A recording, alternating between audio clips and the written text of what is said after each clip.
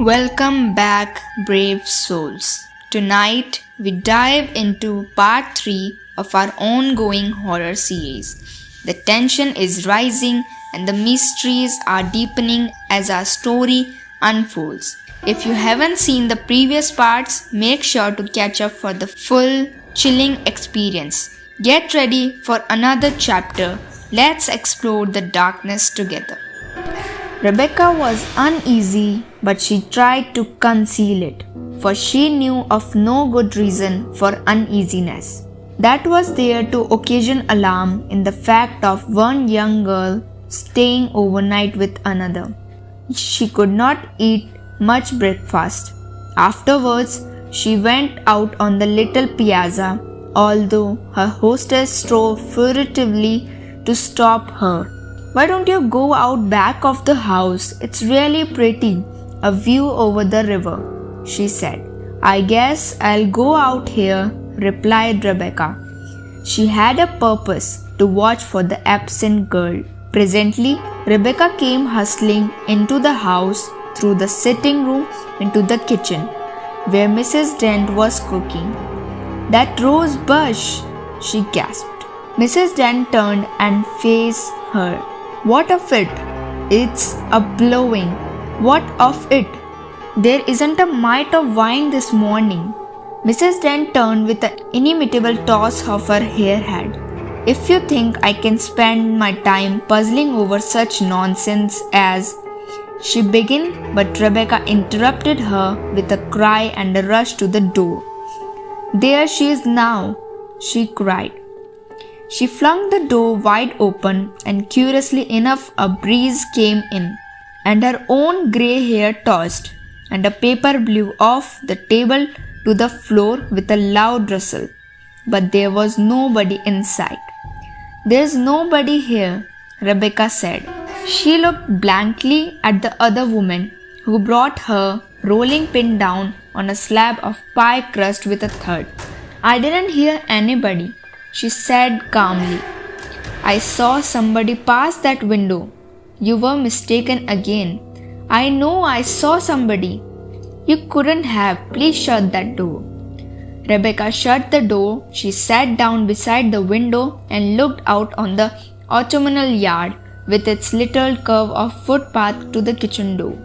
"What smells so strong of roses in this room?" she said presently. She sniffed hard. "I don't smell anything but these nutmegs." "It is not nutmeg." "I don't smell anything else." "Where do you suppose Agnes is?" "Oh, perhaps she has gone over the ferry to Potter's Falls with Eddie. She often does. Eddie has got an aunt over there, and Eddie's got a cousin, a real pretty boy." "You suppose she is gone over there?" "Maybe. I shouldn't wonder. When should she be home?" "Oh, not before afternoon." Rebecca waited with all the patience she could muster. She kept reassuring herself, telling herself that it was all natural, that the other woman could not help it, but she made up her mind that if Agnes did not return that afternoon, she should be sent for. When it was 4 o'clock, she started up with resolution. She had been furtively watching the onyx clock on the sitting room mantel. She had timed herself. She had said that if Agnes was not home by that time, she should demand that she be sent for. She rose and stood before Mrs. Dent, who looked up coldly from her embroidery. "I have waited just as long as I am going to," she said. "I have come way from Michigan to see my own sister's daughter and take her home with me. I have been here ever since yesterday, 24 hours, and I haven't seen her. Now I am going too. I want her sent for." Mrs. Dent folded her embroidery and rose. "Well, I don't blame you," she said. "It is high time she came home. I'll go right over and get her myself." Rebecca heaved a sigh of relief. She hardly knew what she had suspected or feared, but she knew that her position had been one of antagonism, if not accusation, and she was sensible of relief. "I wish you would," she said gratefully, and went back to her chair while Mrs. Dent got her shawl and her little white head tied. I wouldn't trouble you, but I do feel as if I couldn't wait any longer to see her, she remarked apologetically. Oh, I ain't any trouble at all, said Mrs. Dent as she went out. I don't blame you. You have waited long enough. Rebecca sat at the window, watching breathlessly until Mrs. Dent came stepping through the yard alone. She ran to the door and saw, hardly noticing it this time, that the rose bush was again violently agitated, yet with no wine evident elsewhere. Where is she? She cried. Mrs. Dent laughed with stiff lips as she came up the steps over the terrace. Girls will be girls, said she. She's gone with Eddie to Lincoln. Eddie's got an uncle who's conductor on the train and lives there, and he got him passes. And they're going to stay to Eddie's aunt Margaret's a few days. Mrs. Slocum said Agnes didn't have time to come over and ask me before the train went, but she took it on herself to say it will be all right. And why hadn't she been over to tell you? Rebecca was angry, though not suspicious. She even saw no reason for her anger. Oh, she was putting up grapes. She was coming over just as soon as she got the black off her hands. She heard I had company, and her hands were a sight. She was holding them over sulphur matches. You say she is going to stay a few days? Repeated Rebecca dazedly. Yes, till Thursday, Mrs. Slocum said. How far is Lincoln from here? About 50 miles. It will be a real treat to her. Mrs. Slocum's sister is a real nice woman. It is going to make it pretty late about my going home. If you don't feel as if I could wait, I'll get her ready and send her on just as soon as I can, Mrs. Dent said sweetly. I am going to wait, said Rebecca grimly. The two women sat down again, and Mrs. Dent took up her embroidery. Is there any saving I can do for her? Rebecca asked finally in a desperate way. If I can get her sewing along some. Mrs. Dent arose with alacrity and fetched a mass of white from the closet.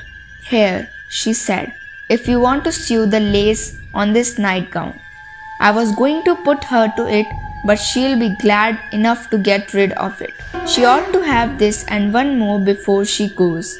I don't like to send her away with but some good underclothing. Rebecca snatched at the little white garment and sewed feverishly. That night she wakened from a deep sleep a little after midnight and lay a minute trying to collect her faculties and explain to herself what she was listening to. At last, she discovered that it was the then popular strains of The Maiden's Prayer floating up through the floor from the piano in the sitting room below. She jumped up, threw a shawl over her nightgown, and hurried downstairs trembling. There was nobody in the sitting room. The piano was silent. She ran to Mrs. Dent's bedroom and called hysterically, Emmeline, Emmeline, what is it? Asked Mrs. Dent's voice from bed. The voice was stern but had a note of consciousness in it. Who was that playing? The Maiden's Prayer in the sitting room on the piano.